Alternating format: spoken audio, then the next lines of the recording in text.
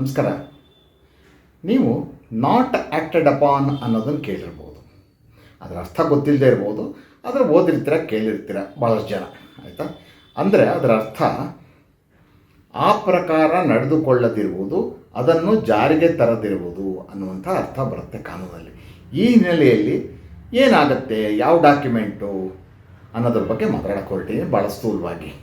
ಯಾರ್ಯಾರು ನನ್ನ ವಿಡಿಯೋಗಳನ್ನ ನೋಡ್ತಾ ಇದ್ದೀರಾ, ನನ್ನ ಚಾನಲ್ಗೆ ಸಬ್ಸ್ಕ್ರೈಬರ್ಗಳಾಗಿ, ಅಂದರೆ ಚಂದಾದಾರರಾಗಿ ಅಂತ ಕೇಳ್ಕೊಳ್ತಾ ಇವತ್ತಿನ ವಿಷಯಕ್ಕೆ ಹೋಗ್ತಾ ಇದ್ದೀನಿ. ಈಗ ಕೆಲವು ನಾವು ಡಾಕ್ಯುಮೆಂಟ್ಗಳನ್ನ ಮಾಡ್ಕೊಳ್ತೀವಿ. ಸೇಲ್ ಡೀಡ್ ಮಾಡ್ತೀವಿ, ಗಿಫ್ಟ್ ಡೀಡ್ ಮಾಡ್ತೀವಿ, ಅಗ್ರಿಮೆಂಟ್ ಮಾಡ್ಕೊಳ್ತೀವಿ, ಅಥವಾ ಬೇರೆ ಬೇರೆ ರೀತಿಯ ಒಂದು ಪತ್ರಗಳನ್ನು ಮಾಡ್ಕೊಳ್ತೀವಿ. ಆಯಿತಾ? ಆವಾಗ ಇಬ್ಬರು ಉದ್ದೇಶ ಮಾಡ್ಕೊಳ್ತಕ್ಕಂಥ ಇಬ್ಬರು ಇರ್ಬೋದು, ಜಾಸ್ತಿ ಜನ ಇರ್ಬೋದು ಪಾರ್ಟಿಗಳು. ಅವ್ರ ಉದ್ದೇಶ ಏನು, ತಾವು ಮಾಡಿಕೊಂಡಂಥ ಪತ್ರ, ಅಗ್ರಿಮೆಂಟು, ಅಂಡರ್ಸ್ಟ್ಯಾಂಡಿಂಗು ಅದನ್ನು ಜಾರಿಗೆ ತರಬೇಕು ಅನ್ನೋದಾಗಿರುತ್ತೆ. ಈಗ ಸೇಲ್ ಡೀಡ್ ಅವರು ರಿಜಿಸ್ಟರ್ ಮಾಡ್ತಾರೆ, ನೀವು ಅವ್ರಿಗೆ ಹಣ ಕೊಡ್ತೀರಾ, ಆ ಪ್ರಕಾರ ಅವ್ರು ನಿಮಗೆ ಸ್ವಾಧೀನ ಬಿಟ್ಟು ಕೊಡ್ತಾರೆ, ಖಾತೆ ಮಾಡ್ಕೊಂಡು ಅನುಭವಿಸೋಕೆ ಶುರು ಮಾಡ್ತಾರೆ. ಇದು ಆ್ಯಕ್ಟೆಡ್ ಅಪಾನ್. ಆಯಿತಾ? ಈಗ ಪಾರ್ಟಿಷನ್ ಡೀಡ್ ಮಾಡ್ಕೊಳ್ತೀರಾ, ಹಂಚ್ಕೊಳ್ತೀರಾ, ಆ ಪ್ರಕಾರ ಖಾತೆ ಮಾಡಿಸ್ಕೊಳ್ತೀರಾ, ಅನುಭವಿಸೋಕೆ ಶುರು ಮಾಡ್ತೀರಾ. ನೀವು ಬೇರೆ ಬೇರೆ ಆದರೆ ಒಟ್ಟು ಕುಟುಂಬ ಅಲ್ಲ ಅಂತ ತೀರ್ಮಾನಕ್ಕೆ ಬರಬೇಕಾಗತ್ತೆ. ಆದರೆ ನಾನು ಹೇಳ್ತಿರೋ ಸಂದರ್ಭ ಏನಂದರೆ, ನೀವು ದಾಖಲೆಗಳನ್ನು ಬರ್ಕೊಳ್ತೀರಾ, ರಿಜಿಸ್ಟರ್ ಮಾಡಿಸ್ತೀರಾ ಅಥವಾ ಮಾಡಿಸಲ್ಲ, ಗೊತ್ತಾಯ್ತು, ಸೆಕೆಂಡ್ರಿ ಅದು. ಆದರೆ ಅದನ್ನು ಜಾರಿಗೆ ತರೋಕ್ಕೆ ನೀವು ಆಸಕ್ತಿ ವಹಿಸಲ್ಲ. ಈಗ ಉದಾಹರಣೆಗೆ ಒಂದು ಪಾರ್ಟಿಷನ್ ಡೀಡ್ ಮಾಡ್ಕೊಳ್ತೀರ, ಆಯಿತಾ? ಹಂಚ್ಕೊಳ್ತೀರ ನಿಮ್ಗೆ ಯಾವ್ಯಾವುದು ಅಂತ. ಹಂಚ್ಕೊಂಡು ತದನಂತರದಲ್ಲಿ ನೀವು ನಿಮಗೆ ಏನೇನು ಬಂದಿದೆ ಅದನ್ನು ನೀವು ನಿಮ್ಮ ಖಾತೆ ಮಾಡಿಕೊಂಡು ಅನುಭವಿಸೋಕೆ ಶುರು ಮಾಡಲ್ಲ. ಸುಮ್ಮನೆ ಇದ್ಬಿಡ್ತೀರ, ಮೊದಲ ಥರ ಜಂಟಿಯಾಗೆ ಆಸ್ತಿಯನ್ನು ಅನುಭವಿಸೋಕೆ ಶುರು ಮಾಡ್ತೀರ. ಆಗ ಆ ಸಂದರ್ಭನ ಏನು ಹೇಳ್ತೀವಿ, it is not acted upon. ಅಂದರೆ ಆ ಪಾರ್ಟಿಷನ್ ಡೀಡ್ ಏನಿದೆ ಆ ಪ್ರಕಾರ ನೀವು ನಡೆದುಕೊಂಡಿಲ್ಲ, ಅದನ್ನು ಜಾರಿಗೆ ತಂದಿಲ್ಲ ಅಂತ. ಆಯಿತಾ? ಮತ್ತೊಂದು ಸಂದರ್ಭ ಹೇಳ್ತೀನಿ. ಈಗ ದಾನಪತ್ರ ಇರುತ್ತೆ, ದಾನ ಕೊಡ್ತೀರಾ, ಅದರ ಸ್ವಾಧೀನ ಕೊಡೋದಿಲ್ಲ, ಅವರು ಕೂಡ ಸ್ವಾಧೀನ ತೊಗೊಳ್ಳೋದಿಲ್ಲ, ಖಾತೆನ ಮಾಡಿಸ್ಕೊಳ್ಳಲ್ಲಪ್ಪ, ಅಥವಾ ಖಾತೆ ಮಾಡಿಸ್ಕೊಂಡ್ರು ಸ್ವಾಧೀನ ತೊಗೊಳ್ಳಲ್ಲ. ಏನು ಮಾಡೋದು?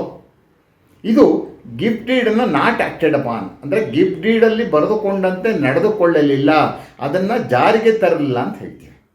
ಗೊತ್ತಾಯ್ತಾ? ಇದನ್ನು ನಾಟ್ ಆ್ಯಕ್ಟೆಡ್ ಅಪಾನ್ ಅಂತೀವಿ. ಈ ಥರ ಬರೆದುಕೊಂಡ, ಒಪ್ಪಿಕೊಂಡ ಮತ್ತು ಪರಸ್ಪರ ನಡೆದುಕೊಳ್ಳಲು ಅನುಮತಿ ಸೂಚಿಸಿರುವ ಪತ್ರಗಳು, ಸಂದರ್ಭಗಳಲ್ಲಿ ನೀವು ಆ ಪ್ರಕಾರ ನಡ್ಕೊಳ್ದೆ ಹೋದರೆ ಅದು ನಾಟ್ ಆ್ಯಕ್ಟೆಡ್ ಅಪಾನ್ ಆಗುತ್ತೆ. ಆ ದಾಖಲೆಗೆ ಯಾವುದೇ ಬೆಲೆ ಬರೋದಿಲ್ಲ. ಅದು ಸುಮ್ಮನೆ ನಾಮಕಾವಸ್ಥೆ, ನಾಮಿನಲ್ ಡೀಡ್, ನಾಮಿನಲ್ ಲೆಟರ್ ಅಂತ ಆಗಿಬಿಡುತ್ತೆ ವಿನಃ, ನಾಮ ಮಾತ್ರಕ್ಕೆ ಇರುತ್ತೆ ವಿನಃ ಅದರಲ್ಲಿ ಯಾರು ಪಾರ್ಟಿಗಳ ಆಸಕ್ತಿ ಇರಲ್ಲ, ಆ ಪ್ರಕಾರ ನಡ್ಕೊಳ್ಳಲ್ಲ. ಆದ್ದರಿಂದ ಅದು ವಾಯ್ಡ್ ಆ್ಯಬ್ ಇಶ್ಯೂ ಅಂತೀವಿ. ಅಂದರೆ ಅದು ಹುಟ್ಟಿದಾಗಿಂದನೂ ತಪ್ಪು, ಇಲ್ಲೀಗಲ್ಲು ಅಂತ ಆಗಿಬಿಡುತ್ತೆ. ಅದು ರದ್ದಾಗೋ ಸಂದರ್ಭಗಳು ಭಾಳ ಇರುತ್ತೆ. ಇದಕ್ಕೆ ನಿಮಗೆ ಜ್ಞಾಪಕ ಇರಲಿ. ಯಾವುದೇ ಆಸ್ತಿ ತೊಗೊಳಕ್ಕೆ ಹೊರಡ್ತೀರಾ ಅಂತ ಇಟ್ಕೊಳ್ಳಿ. ಯಾವುದೋ ಮನೆಯಲ್ಲಿ ಅಣ್ಣ ತಮ್ಮಂದರು ವಿಭಾಗ ಆಗಿದ್ದಾರೆ. ವಿಭಾಗ ಆದವರು ಒಬ್ಬರು ನಿಮಗೆ ಆಸ್ತಿ ಮಾರಕ್ಕೆ ಹೊರಡ್ತಾರೆ, ಹೌದಾ? ಆಗ ನೀವೇನು ಮಾಡ್ತೀರಾ, ಮೊದಲು ನೋಡಬೇಕಾದ್ದು ನೀವು ಆ ಒಂದು ಪಾರ್ಟಿಷನ್ ಡೀಡ್ ಪ್ರಕಾರ ಅಥವಾ ವಾಟ್ನಿ ಪ್ರಕಾರ ಅಲ್ಲಿರ್ತಕ್ಕಂಥ ಎಲ್ಲ ವ್ಯಕ್ತಿಗಳು, ಏನು ಸೋದರರು ಸೋದರಿಯರು ತಮ್ಮ ಹೆಸರಿಗೆ ಖಾತೆ ಬದಲಾಯಿಸ್ಕೊಂಡಿದ್ದಾರಾ, ಮ್ಯುಟೇಷನ್ ಆಗಿದೆಯಾ, ಆ ಪ್ರಕಾರ ನಡ್ಕೊಂಡಿದ್ದಾರಾ ಕೇಳಬೇಕು. ಇಲ್ಲದವ್ರು ಏನಾಗುತ್ತೆ, ನಡ್ಕೊಳ್ಳಿಲ್ಲ ಅಂತಾದರೆ ಮತ್ತು ಯಾರೋ ಒಬ್ಬರು ಒಂದು ಸ್ವಲ್ಪ ವರ್ಷ ಬಿಟ್ಟ ಮೇಲೆ ಪಾರ್ಟಿಷನ್ಗೆ ಹಾಕ್ಬೋದು.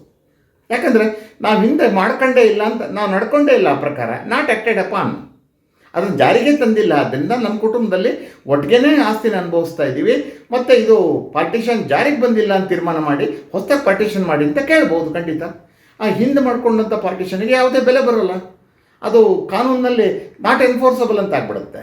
ಗೊತ್ತಾಯ್ತಾ? ಆದ್ದರಿಂದ ಯಾವುದೇ ಆಗಲಿ, ಈಗ ಸರ್ಕಾರದ ಮಟ್ಟದಲ್ಲೇ ಆಗಲಿ, ಈಗ ಯಾವುದೋ ಒಂದು ಬಿಲ್ಲನ್ನು ಪಾರ್ಲಿಮೆಂಟಲ್ಲಿ ಮಂಡಿಸ್ತಾರೆ, ಅಥವಾ ವಿಧಾನಸಭೆಯಲ್ಲೂ ಮಂಡಿಸ್ತಾರೆ, ಅಥವಾ ವಿಧಾನ ಪರಿಷತ್ತಲ್ಲಿ ಮಂಡಿಸ್ತಾರೆ. ಅದನ್ನು ಮುಂದೊಗೊಂಡು ಹೋಗಲ್ಲ ಅವರು. ಅದನ್ನು ಕಾನೂನು ಮಾಡಬೇಕು ಅನ್ನೋ ಕಾರಣಕ್ಕೆ ಮುಂದಕ್ಕೆ ತೊಗೊಂಡು ಹೋದೇ ಅಲ್ಲಪ್ಪ. ಏನಂದರೆ ಎರಡೂ ಮನೆಗಳಲ್ಲೇ ಅದು ಪಾಸಾಗಿ ಗವರ್ನರ್ ಹತ್ರ ಹೋಗಬೇಕು. ಅಲ್ಲಾದರೆ ಸೆಂಟ್ರಲ್ ಆದರೆ ಎರಡೂ ಮನೆಗಳಲ್ಲಿ ಪಾಸಾಗಿ ಅದು ಪ್ರೆಸಿಡೆಂಟ್ ಆಫ್ ಇಂಡಿಯಾ ಹತ್ರ ಹೋಗಿ ಅವರಿಂದ ಸಹಿ ಆಗಬೇಕು. ಅದು ಮುಂದುವರಿಯೋದೇ ಇಲ್ಲಪ್ಪ. ಅದಕ್ಕೆ ಹೇಳ್ತೀವಿ ಆ ಬಿಲ್ಲನ್ನು it is not acted upon ಅಂತೀವಿ.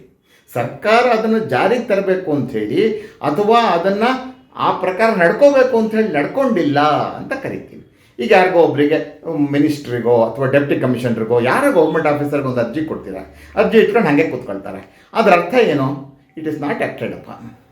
ಈಗ ಕೋರ್ಟಲ್ಲಿ ನಿಮಗೇನೋ ಒಂದು ಆರ್ಡರ್ ಮಾಡಿರ್ತಾರೆ, ಅಥವಾ ಕಾಂಪ್ರಮೈಸ್ ಡಿಗ್ರಿ ಮಾಡ್ಕೊಂಡಿರ್ತೀರ, ಆ ಪ್ರಕಾರ ನೀವು ಎಂಥದ್ದು ಆಸ್ತಿನ ಹಂಚ್ಕೊಡಲ್ಲ. ಅಂದರೆ ಯಾವ್ಯಾವ ಆಸ್ತಿ ತಾನಿಗೆ ಸೇರಬೇಕು ಅಂತ ಸ್ವಾಧೀನ ಪಡೆಯಲ್ಲ, ಖಾತೆನೂ ಮಾಡ್ಕೊಳ್ಳಲ್ಲ. ಅವಾಗ ಏನಿಸುತ್ತೆ, compromise degree is not acted upon. Compromise ಡಿಗ್ರಿಯನ್ನು ಜಾರಿಗೆ ತಂದಿಲ್ಲ ಅಂತ ಹೇಳಬೇಕಾಗತ್ತೆ. ಅದಕ್ಕೇನು ಬೆಲೆ ಇಲ್ಲ.